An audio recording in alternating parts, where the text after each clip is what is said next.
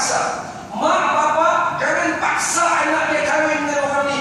Jangan suruh dia kahwin mengikut kehendak kita sebagai mak bapak. Tak boleh. Kita kena tanya anak kita, "Ham kenal ke tak?" Dia orang kenal. Contoh lah kata orang. Kemampuan, kemampuan. Tengah tu ya. Tanya bagi dia bincang tu, tak apa-apa. Kalau apa kata hitam-hitam, kalau apa kata putih-putih, cek ikut lah. Itu tak apa. Kan ya? Tapi kalau dia kata cek dah ada pilihan dan doa Allah Ta'ala, cuba ayah pergi tengok. Itu okey, boleh. Tak ada masalah. Tapi kita tolong. Jangan bagi dia lebih beban untuk cari pasangan hidup. Tawakallah kepada Allah Ta'ala. Cari yang agak-agak patut mengikut pandangan mata dia. Dan kita rasa-rasa sebagai orang dewasa, kita boleh bagi nasihat dengan dia. Okey, cukup. Siapa dia? Kalaulah anak kita perempuan, kita bukan tunggu orang. Ini kesilapan kita ya. Kita sepatutnya kalau anak kita perempuan, kita cari siapa yang mampu jaga dia. Orang yang ada agama. Ada tak ciri-ciri agama? Tu kena cari. Jangan dia ada gitu aja. Kalau kita ada anak lelaki, apa tanggungjawab dia? Kita tak payah cari anak kita perempuan untuk dia, tapi kita buatkan cari. Kalau kita anak lelaki, kita kena bagi tahu anak lelaki kita sebelum hak nikah, tolong belajar fardu ain dengan sempurna. Sebab hak akan tanggung semua dosa dan kiri dan sebagainya. Tapi kita berbalik. Kalau kita anak lelaki, kita pergi cari. Tak, kalau anak lelaki tak payah cari. Yang paling penting, perhebatkan anak kita dulu. Sebab apa? Sebab kita juga bertanggungjawab kalau berlaku apa-apa selepas itu.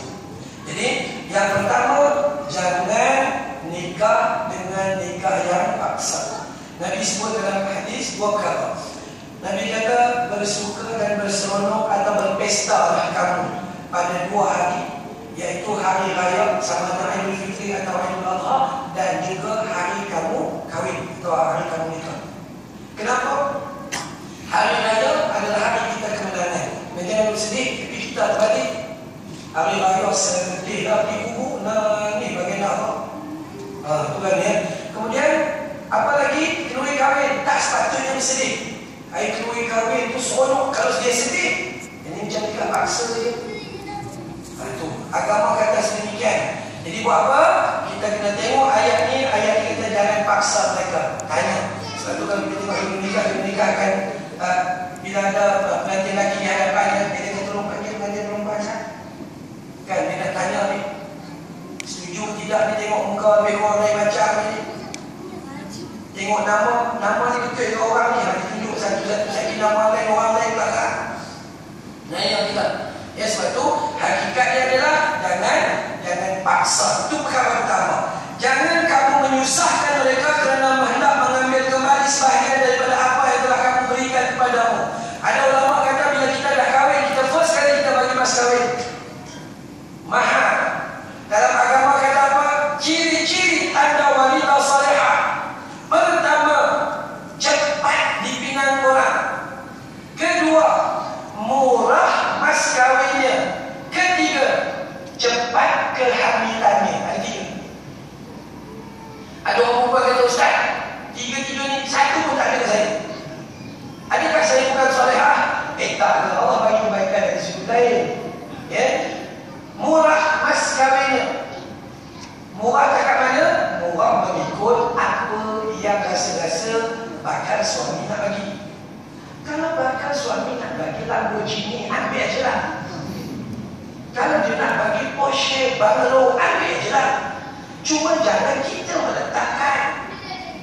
Jangan kata, anak saya lepasan Oxford University, ada master, jadi kena bagi harga master. Haram.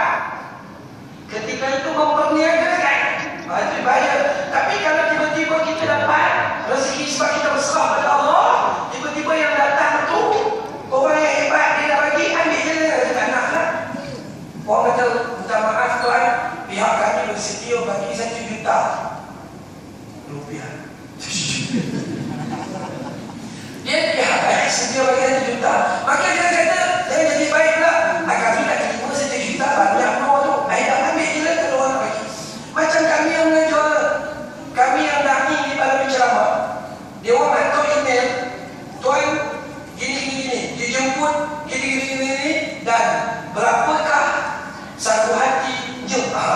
tukang itu kan.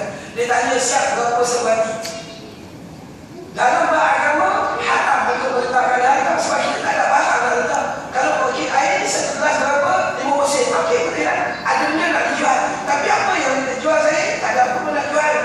Maka sebab tu kita buat apa? Ikut korang nak bagi berapa.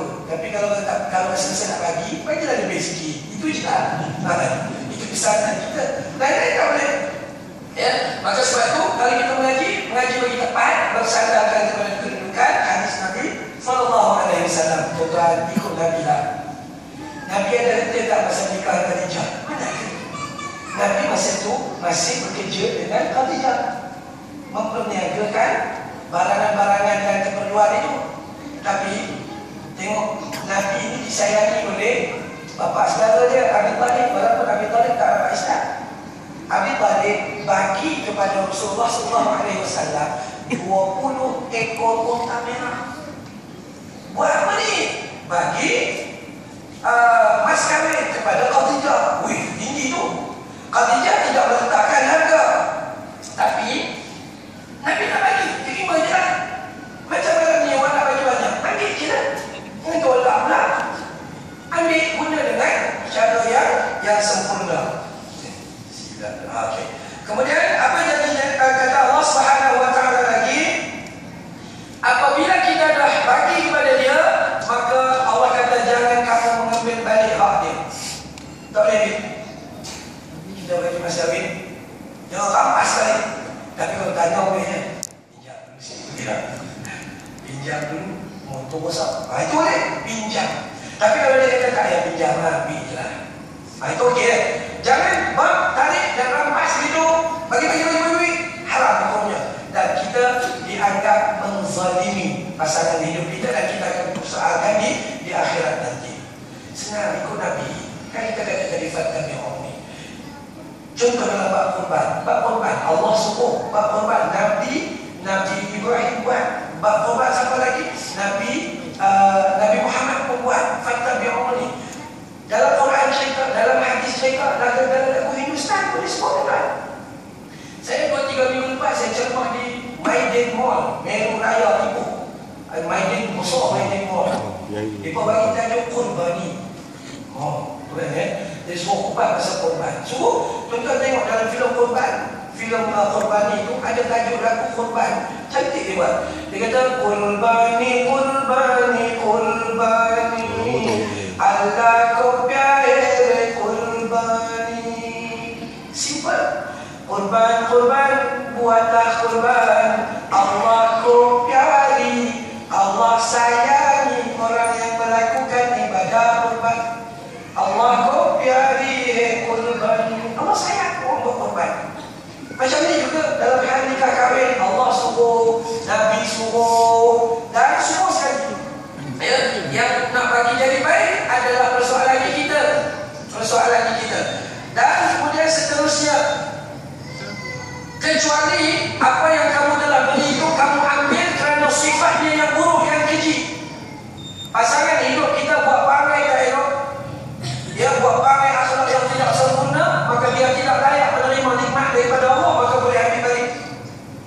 Ya, tapi satu yang tolong kena faham sikit satu benda. Dalam hidup kita ni, kita hanya ada hak terhadap pasangan kita. Mulai aku terima nikahnya disahkan saja. Kalau ketika dia datang, waktu dia datang nak makan nikah, dia bawa, dia ada sedikit rumah, dia ada itu dan ini, itu bukan hak kita, bukan hak pasangan kita. Dia bawa kereta Mercedes, itu bukan hak kita. Itu harta yang dia cari sebelum dia nikah. Dia tak boleh jadi harta pembahagian, harta sepencarian, tak boleh bagi. Itu kecuali faraid. Jadi kita jangan tuntut. Lagi satu, tak payah tanya khabar. Abang dulu masa umur 27, sebelum kahwin dengan saya 28, abang buat apa? Itu bukan masalah kita. Abang ada perempuan dekat mana? Abang bertelefon siapa? Bermain WhatsApp dengan siapa? Itu tak payah beritahu. Hak kita adalah ketika akad kita ada. Waktu tu tanya. Sebelum tak payah. Kalaupun dia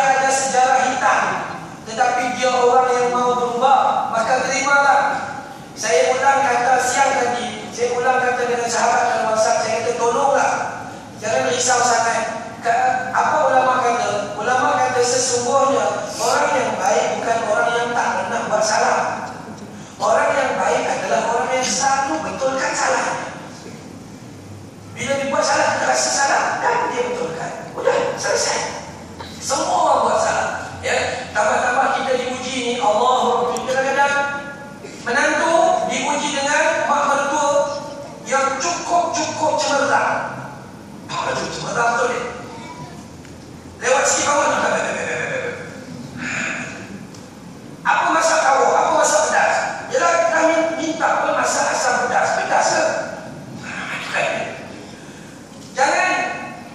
Jangan ajak atau nyuruh orang lain menyamai kita, tak boleh. Orang lain adalah orang lain dan kita adalah kita. Orang yang hebat adalah orang yang dapat menerima keadaan yang dia tidak suka. Ini bagus. Allah uji bagi seorang lelaki hanya seorang isteri. Contoh, ni pelajar besar kahwin. Isterinya macam mana? Isterinya macam panggang. Jumpa yang pasang bulat, tak berhenti. Suami buat apa? Jangan marah. Itu ujian dari Allah. Tak payah risau. Ya. Tambah isteri yang tak kerja, dia lagi. Dia sempat buat karangan 2,400 perkataan. Macam SPM-nya karangan. Dia tunggu kita balik je. Balik je, bang, duduk kejap bang. Ada suami tak nak duduk. Dia kata, Ustaz, tak boleh Ustaz. Kalau saya duduk, saya jadi nampak macam orang bodoh.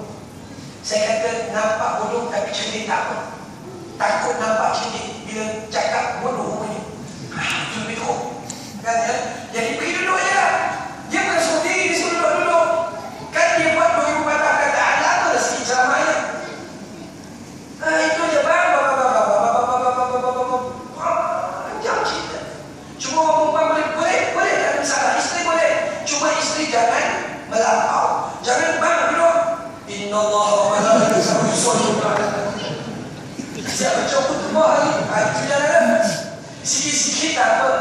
Suami buat apa? Be a good listener. Jadi pendengar yang baik. Jangan mencelah di tengah perkataan mereka. 2,000 perkataan kan banyak. Tengok. Okey, selesai. Dah ya? Dah diam ni dah lah tu. Dia begitu. Kita sambung. Wabillahi taufiq wal hidayah. Ini susah.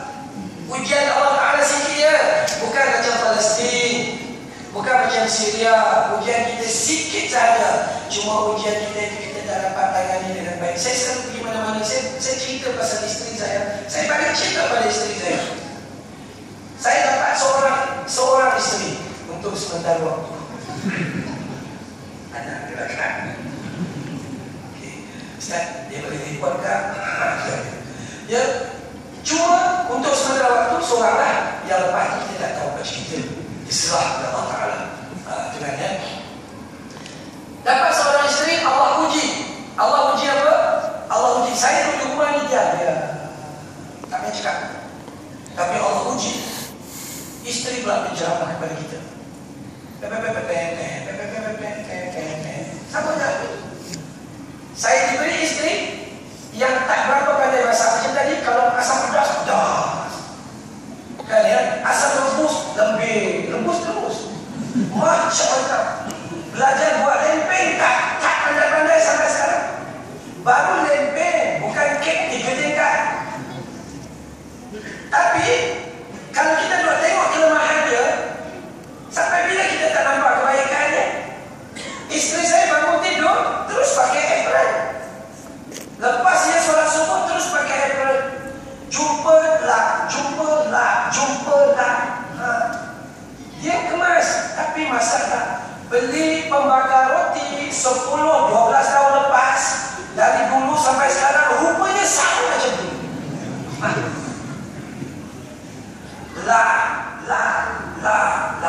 Oh, nak buat nasi lemak, terpaksa buat 2 hari preparation. Nak buat nasi lemak, potong, tarik, basuh. Potong, tarik, basuh. Habis bila nak masak, kalau basuh aja. Tak apa. Kan, tak apa. Sebab kebaikannya apa? Dia memang tak berapa cakap masak, tak boleh makan saja. Ya, sebab tu bila saya tengok dia penat sangat, saya kata tak apalah, dia memang je lah. Okay.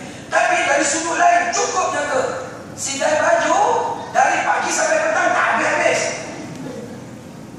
Yang putih. Kalau slow. Kalau yang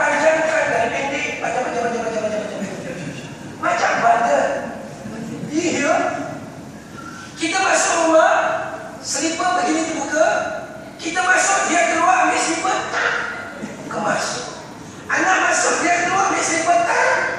Bila nak masakan, tak. Tapi itulah kelebihannya.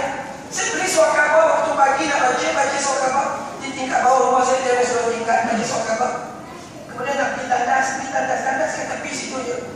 Patah balik, paper dah ada. Cek bawah meja, oh tak ada. Mana paper? Stop. Baru belilah.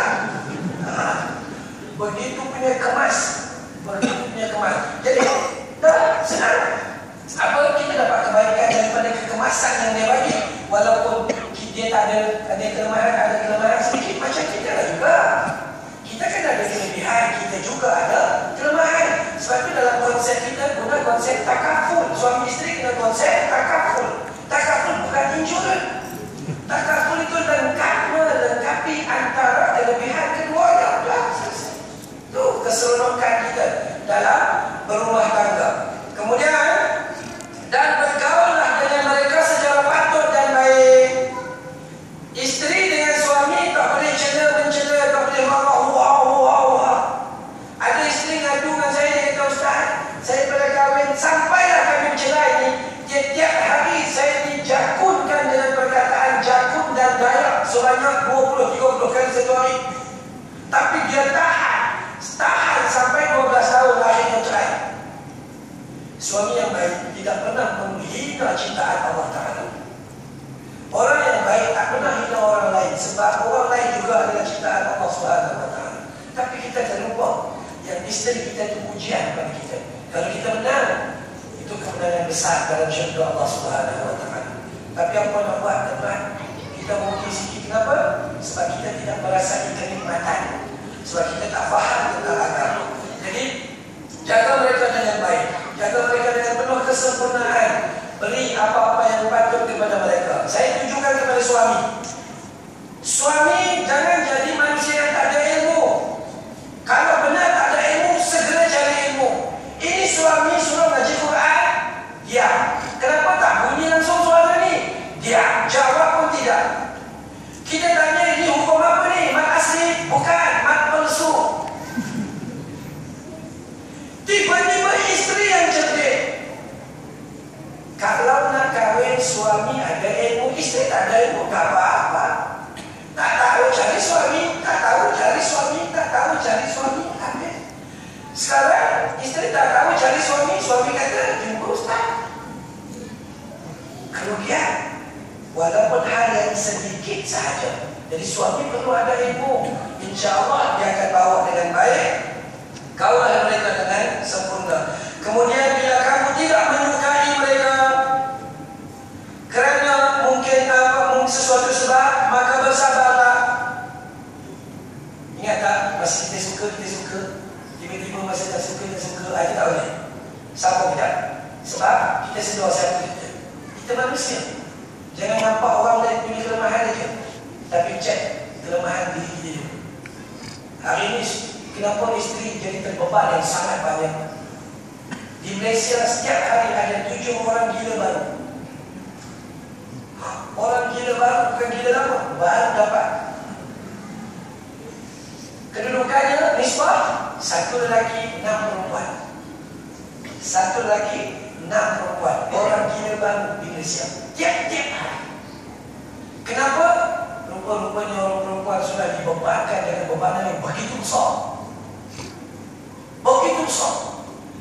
Cuba bayangkan, perempuan, kita malam kita tidur, anak-anak dah tidur, suami dah tidur, dia belum tidur. Dia pergi cek pagar lah, pergi cek tingkat lah, paling tidak seperti bayuan. Takut ada nyamuk lah, itulah. Cek tengok alam sistem dah on ke belum dan sebagainya. Tidur, dia pun tidur. Anak nangis kencing malam, bapak sabar. Tak bangun bapak. Waktu itu bapaknya cukup sabar. Tak bangun. Yang bangun mak. Udah elok tidur, terganggu dengan anak. Tidur lagi, terganggu dengan bapak lah. Terganggu. Esok pagi suami belum bangun, anak-anak belum bangun, dia udah bangun.